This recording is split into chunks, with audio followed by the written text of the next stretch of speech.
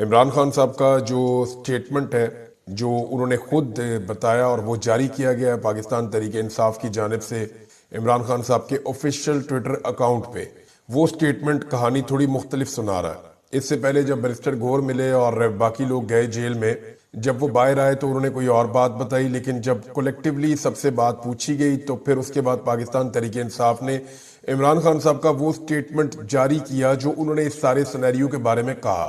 یعنی یہ جو ہوا 26 تاریخ کی رات کو ڈی چوک میں، اس پہ عمران خان صاحب کا موقف کیا ہے، یہ اب لفظ با لفظ میں آپ کے سامنے رکھ دیتا ہوں۔ سابق وزیر اعظم عمران خان کا قوم کے نام پیغام: اسلام آباد قتل عام کے شہداء کا سن کر انتہائی رنجیدہ ہوں۔ دور حاضر کے جنرل ڈائر نے جلیانوالہ باغ کی تاریخ دہرائی ہے۔ ان شہریوں کا خون ناحق ضائع نہیں جائے گا اور ہم ان شہداء کا کیس اقوام متحدہ سمیت ہر فورم تک لے کر جائیں گے۔ حقیقی آزادی کی تحریک ان ہتھ کنڈوں سے رکنے والی نہیں ہے۔ نہ میں پیچھے ہٹوں گا، نہ پاکستانی قوم پیچھے ہٹے گی۔ اگر ہم نے آج ہار مان لی تو پاکستانی قوم کا کوئی مستقبل نہیں ہوگا۔ پرامن احتجاج ہر پاکستانی کا بنیادی حق ہے اور وہ پاکستان میں کہیں بھی کیا جا سکتا ہے۔ 9 مئی کو بھی ہمارے 25 کارکنان کو شہید کیا گیا اور اس بار بھی پرامن مظاہرین کو گولیاں مار کر خون کی ہولی کھیلی گئی اور درجنوں شہریوں کو شہید کیا گیا، جو کہ بدترین ڈکٹیٹرشپ میں بھی نہیں کیا گیا۔ ہماری کال پر لاکھوں پاکستانی تمام تر رکاوٹوں، گرفتاریوں اور دھمکیوں کے باوجود آئین پاکستان اور جمہوریت کی بحالی اور سیاسی قیدیوں کی رہائی کا مطالبہ لے کر اسلام آباد پہنچے، لیکن ان پرامن لوگوں پر ظلم کے پہاڑ توڑے گئے۔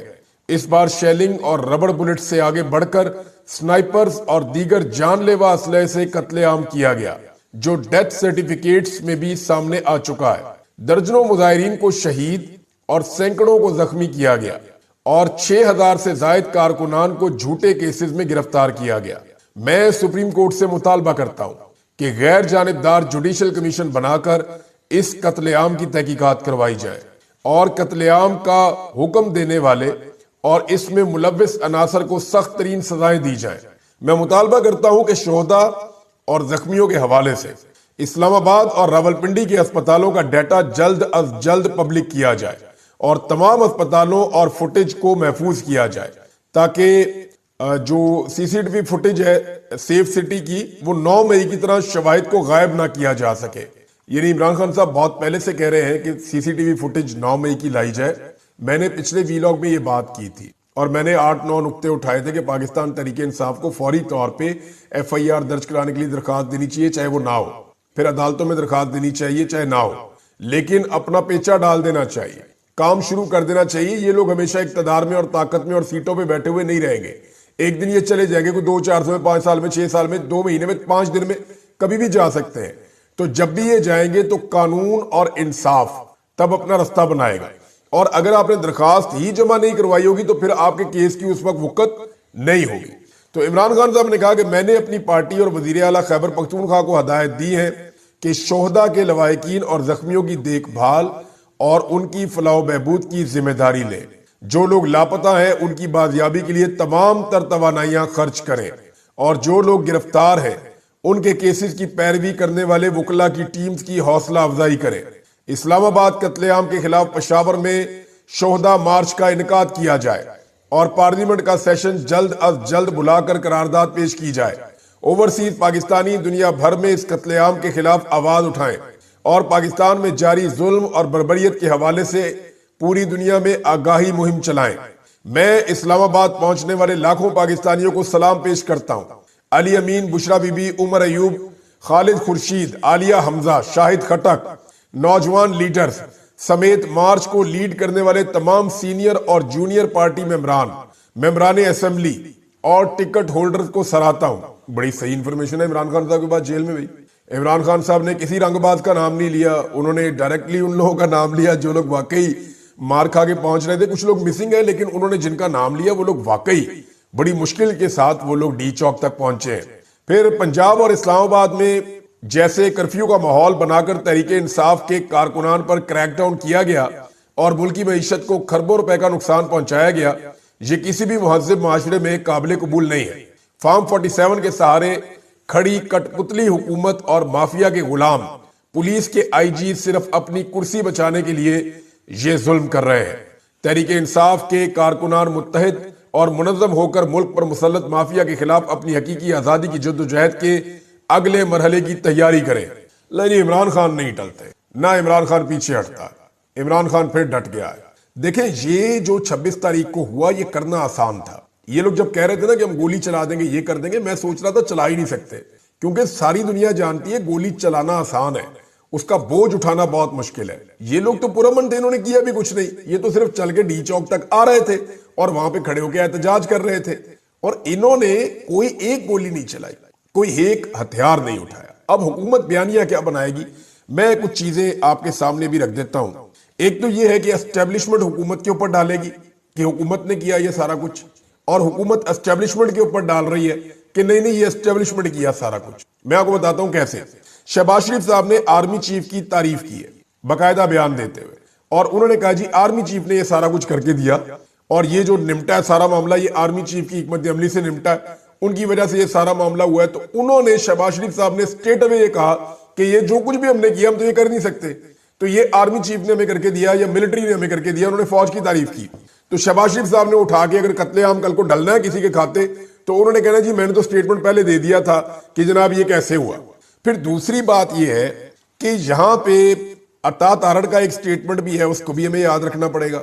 پھر ایک خواجہ آصف کا سٹیٹمنٹ ہے، پھر ایک محسن نقوی کا ہے، وہ سٹیٹمنٹ گولیاں چلانے کی دھمکیاں بھی دے رہا ہے۔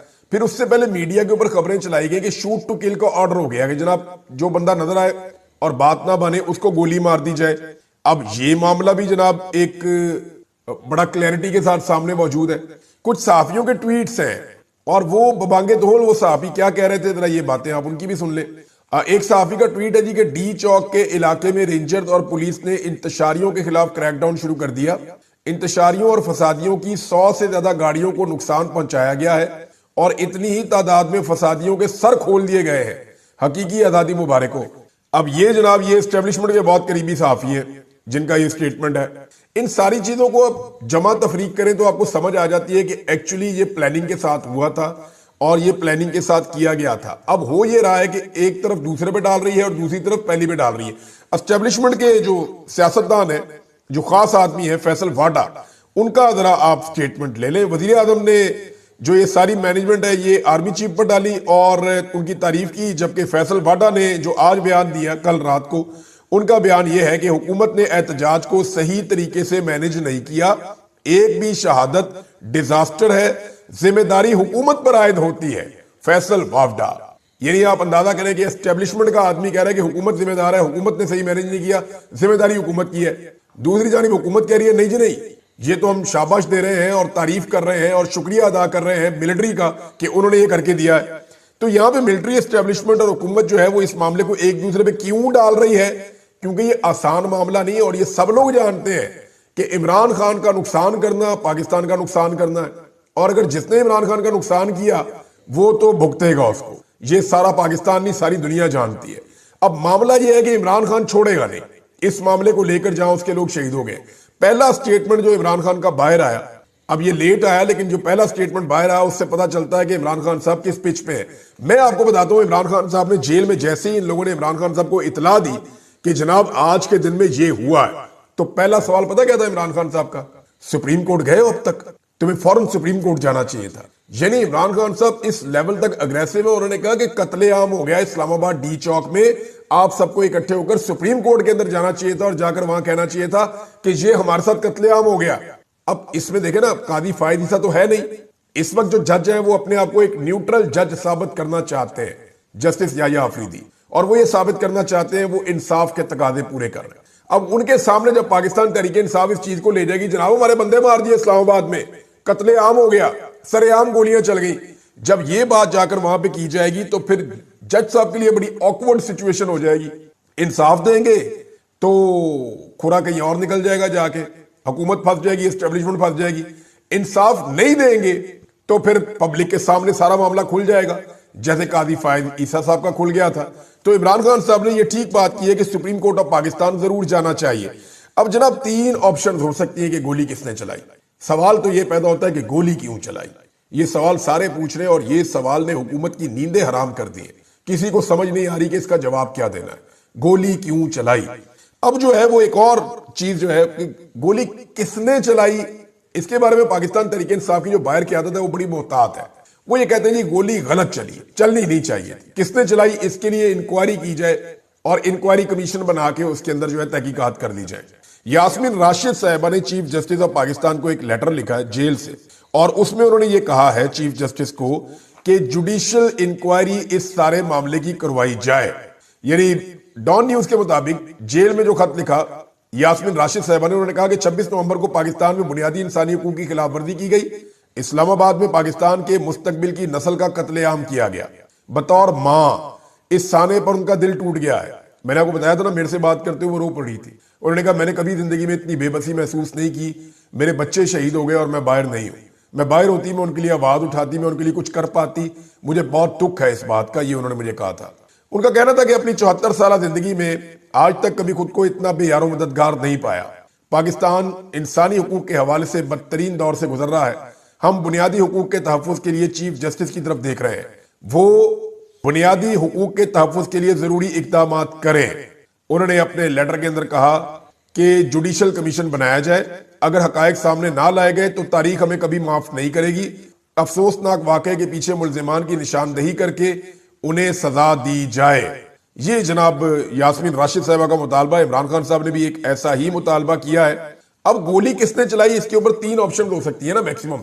نمبر 1، جن لوگوں نے دھمکی دی، جن لوگوں نے کہا کہ ہم گولی چلا دیں گے، جن کے پاس ہتھیار موجود تھے اور جو دکھائی دے رہے تھے ہتھیاروں کے ساتھ، یعنی ریاستی ادارے، لا انفورسمنٹ، جس میں پولیس بھی تھی، رینجر بھی تھی، فوج بھی تھی. یا تو اس طرف جائے گا معاملہ کہ گولی یہاں سے چلی ہے، یا دوسرا آپشن یہ ہے کہ پاکستان تحریک انصاف کے لوگوں نے اندھا دھند فائرنگ کر دی لائٹ جانے کے بعد اور اپنے بندے مار دیے. دوسرا آپشن یہ ہو سکتا ہے نا. ایک یہ ہو سکتا ہے کہ جو ریاست ہے اس نے گولی چلائی، دوسرا یہ ہو سکتا ہے کہ پی ٹی آئی نے چلائی، تیسرا ایک آپشن اور بھی ہو سکتا ہے. اور یہ آپشن صرف اڈاپٹ کیا جائے گا اس وقت جب کوئی ڈیل ہو جائے گی، یا شہداء کے خون کا اگر کبھی سودا ہو گیا خدا نہ خواستہ. اور کئی لوگوں کی یہ خواہش بھی ہے. کئی لوگ ایسے ہیں جو بیچ کے رستے نکالنے کے لیے بڑے مشہور ہیں اور وہ چاہتے ہیں کہ بیچ کا رستہ نکل جائے. جیسے کہ رانا ثناء اللہ صاحب نے سٹیٹمنٹ دیا. رانا ثناء اللہ صاحب کا جو سٹیٹمنٹ ہے نا وہ اس وقت بہت ہی زوم مانی ہے. انہوں نے کہا کچھ نہیں پتا کس نے کہاں سے فائرنگ کی، پارلیمانی کمیشن بننا چاہیے. انہوں نے کہا کہ ہم نہیں جانتے کہ کس نے کہاں سے فائرنگ کی، اس پر پارلیمانی کمیشن بننا چاہیے. قبل از وقت انتخابات سمیت تمام مسائل پر بات کرنے کے لیے ہم تیار ہیں. انہوں نے کہا 10 سے 15 ہزار لوگ جمع تھے. لاکھ بندے کے اوپر تو پرچہ دے دیا، تو بندے جمع تھے 10 سے 15 ہزار، جن میں سے 7 سے 8 ہزار مسلح تھے. اتنی بندوقیں تھی، کسی میڈیا کو نظر نہیں آئی، نہ انٹرنیشنل میڈیا کو، نہ لوکل میڈیا کو، نہ آپ کے میڈیا کو. ایک فوٹو لگائی ہے آپ کی انفارمیشن منسٹر نے، پنجاب والی نے، اور وہ فوٹو بھی اٹھا کے پرانی لگا دی ہے. اور جو پولیس نے دکھائی ہے وہ بھی بہت پرانی دکھا دی ہے. یعنی ہتھیار بھی بہت پرانی فوٹوز آپ دکھا رہے ہیں. پی ٹی آئی کے ساتھ تو ہتھیار آئے ہی نہیں تھے، انہوں نے تو سختی سے منع کیا ہوا تھا. وہ یہ کہہ رہے ہیں کہ کچھ پتہ نہیں کس نے کہاں سے فائرنگ کی. ڈی چوک پر جو کچھ ہوا حکومت اس کی صاف شفاف انکوائری کروانا چاہتی تھی. اب تحریک انصاف اپنے جھوٹے پروپیگنڈے کو تسلیم کرے تاکہ پارلیمانی کمیشن شفاف تحقیقات کر سکے. دیکھیں وہ یہ کر رہے ہیں کہ جوڈیشل کمیشن نہیں بننے دے رہے، جوڈیشل انکوائری نہیں ہونے دے رہے. ان کی کوشش یہ ہے کہ پارلیمانی کمیٹی بنا کے تو اس کو نبیڑ دیں معاملے کو اور پی ٹی آئی کو اس کے اوپر منا لے. لیکن حقیقتاً اس کے اوپر نہ صرف انکوائری ہونی چاہیے بلکہ اس کے اوپر مقدمات درج کر کے یہ معاملہ آگے کی طرف بڑھنا چاہیے. اور پاکستان تحریک انصاف کو وہ تمام چیزیں کرنی چاہیے جو میں نے پچھلے ویلاگ میں آپ کو کہی تھی. اگر تو کوئی ڈیل ہو رہی ہوگی تو تیسرا آپشن ہوگا جناب کوئی اور گولیاں مار گیا ہمیں پتہ نہیں چلا. اور اگر پاکستان تحریک انصاف اپنے موقف پہ کھڑی رہے گی تو پھر انہیں ایف آئی آر کے لیے بھی جانا پڑے گا، سیف سٹی کی فوٹیج کے لیے بھی جانا پڑے گا، انہیں اسپتالوں میں بھی جانا پڑے گا، انہیں پارلیمان میں بھی آواز اٹھانی پڑے گی، انہیں احتجاج بھی کرنا پڑے گا، انگریزی میں پریس کانفرنس عالمی میڈیا کے سامنے بھی کرنی پڑے گی، انہیں اپنے زخمیوں کے بیانات ریکارڈ کر کے سوشل میڈیا پہ ڈالنے پڑیں گے، شہداء کے لواحقین کے بیانات ریکارڈ کر کے سوشل میڈیا پہ ڈالنے پڑیں گے، ڈیٹا روزانہ کی بنیاد پہ دینا پڑے گا کہ ان کے کتنے بندے گرفتار ہیں اور کتنے بندے لاپتہ ہیں. جو لوگ لاپتہ ہیں ان کی فیملیز کے انٹرویو ڈالنے پڑیں گے اور پتہ کرنا پڑے گا کہ لاپتہ ہیں یا ان کی لاش غائب کی گئی ہے. دونوں میں سے ایک چیز ہو سکتی ہے نا. تو پاکستان تحریک انصاف کا یہ ایلیگیشن ہے جو ہمارے لاپتہ لوگ ہیں ہمیں آئیڈیا نہیں ہے کہ وہ کہاں ہیں، کیا وہ مارے گئے ہیں یا وہ غائب کر دیے گئے ہیں، اس کے بارے میں ہم نہیں جانتے. تو یہ پاکستان تحریک انصاف کا موقف ہوگا. ورنہ دوسری طرف جو ہے وہ حکومت اپنی ایک تیاری کر رہی ہے اور وہ یہ سارا معاملہ پاکستان تحریک انصاف کی گرد لپیٹ رہی ہے. اور اسپیشلی ان کا جو زیادہ فوکس ہے وہ اس بات پہ ہے کہ سوشل میڈیا کو کیسے قابو کرنا ہے. ایک اور آواز پاکستان تحریک انصاف کے اندر سے اٹھ رہی ہے, باہر سے بھی اٹھ رہی ہے, صحافی بھی یہ بات کر رہے ہیں کہ عمران خان صاحب بانی چیئرمین ہے پارٹی کے, وہ جیل کے اندر ہے, ان کے اوپر پرچہ ہو گیا دوبارہ سے, یعنی ان کے اوپر مقدمات درج کر لیے گئے, لیکن جو پارٹی کا اس وقت کا چیئرمین ہے جو باہر ہے اس کے اوپر پرچہ درج نہیں ہوا. یعنی بیرسٹر گور صاحب کے اوپر پرچہ نہیں ہو رہا, پرچہ کس کے اوپر ہو رہا ہے؟ عمران خان صاحب کے اوپر ہو رہا ہے, جو جیل کے اندر آلریڈی بند ہے, جو باہر موجود ہی نہیں ہے. یہ سوال بہت سارے لوگ اٹھا رہے ہیں اور بار بار اٹھا رہے ہیں. مجھے ابھی ایک فون آیا, نثار صفدر جدون صاحب ہیں, یہ سابق ایم پی اے ہیں حویلیاں سے, پاکستان تحریک انصاف کے. ان کے جو بڑے بھائی ہیں وہ اس وقت ایم پی اے ہیں اور ان کا نام ہے افتخار احمد خان, اور جو نثار صفدر جدون صاحب ہیں یہ گرفتار ہو گئے ہیں, اور ان کے بیٹے نے مجھے بتایا کہ ان کے ساتھ 83 بندے گرفتار کیے گئے تھے, اور ان کے والد نے پیغام بھجوایا ہے نثار صاحب نے کہ ہمیں گاڑیوں کے پاس لے کر جاتے ہیں, گاڑیوں کے اندر پتہ نہیں کہاں سے لا کے اسلحہ رکھتے ہیں, شیلز رکھتے ہیں اور چیزیں رکھتے ہیں, ہمیں کہتے ہیں یہاں پہ کھڑے ہو جاؤ آپ کی فوٹیج بنانی ہے. انہوں نے کہا جی میں نے ہنسنا شروع کر دیا وہاں کھڑے ہو کے کہ یہ چیزوں کو میں جانتا ہی نہیں ہوں, یہ میرے کھاتے میں آپ کیا چیزیں ڈال رہے ہیں. تو میرے ہنسنے کے اوپر پھر ان کے اوپر ٹارچر کیا گیا. وہ یہ بتاتے ہیں کہ ان کے اوپر ٹارچر بار بار کیا جا رہا ہے, اور اس کے لیے جو ڈی پی او ہے وہ ذاتی حیثیت کے اندر کاروائی کر رہا ہے, جو اٹک والا ڈی پی او. وہ جو ڈی پی او کہہ رہا تھا نا اٹک ہماری ریڈ لائن ہے, ہم یہ کر دیں گے وہ کر دیں گے, ایسا کر دوں گا ویسا کر دوں گا, کچھ بھی نہیں کیا پھر بعد میں اب نیا لطیفہ سنا دیا. یعنی مجھے تو لگتا ہے ڈی پی او صاحب کو دوبارہ جو ہے نا وہ اسکول میں داخل کرنا چاہیے. اب ذرا سٹیٹمنٹ آپ سنیں آپ حیران ہو جائیں گے. انہوں نے کہا جی ہمارا پہلا پوائنٹ غازی بروتا تھا, وہاں ایک کرین پر جہاز کے انجن سے بھی بڑے بڑے پنکھے رکھے ہوئے تھے, اور جہاز کے انجن سے بڑا پنکھا چلے گا تو جس کرین کے اوپر رکھا ہوگا اس کو لے کے نہیں اڑا دے گا. کیسی آپ عجیب بات کر رہے ہیں.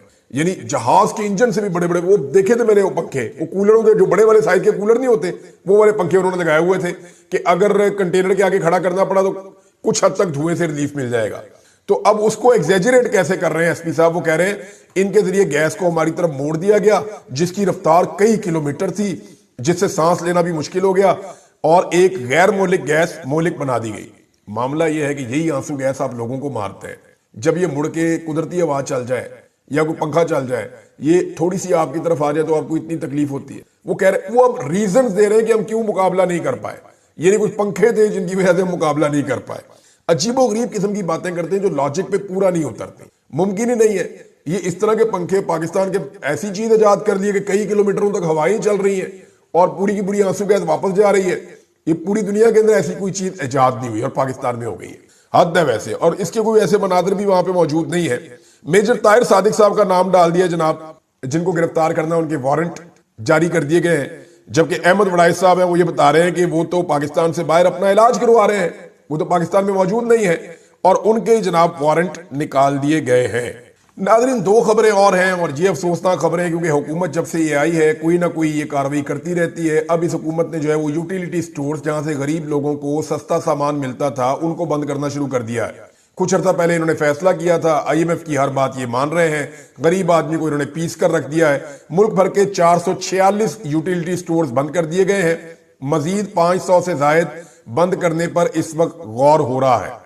یعنی یہ آپ اندازہ کر لیجئے, ڈان کے اوپر یہ خبر چھپی ہوئی ہے کہ 446 یوٹیلیٹی سٹور کو بند کر دیا گیا ہے, جبکہ مزید 500 سے زائد یوٹیلیٹی سٹورز جو ہے ان کو اب بند کرنے کا منصوبہ بنا دیا گیا ہے. غریبوں کو وہاں سے سستا کھانا نہیں ملے گا. ایک اور خبر ہے جی, اور وہ خبر ہے پاکستان میں منی بجٹ کے حوالے سے. حکومت کی ناکامی اور نااہلی کا سب سے بڑا ثبوت میں آپ کے سامنے رکھنے لگا ہوں. خبر یہ ہے کہ فیڈرل بورڈ آف ریونیو کا جو ابھی تک جو ٹیکس کلیکشن انہوں نے کی ہے, نومبر 2024 میں بھی وہ اپنا ٹیکس کا ہدف پورا کرنے میں بری طرح ناکام ہو گئے, اور اس سے پہلے جو 5 مہینے کی پوری کارکردگی ہے اس کے دوران 344 ارب روپے کا شارٹ فال اب تک آ گیا ہے.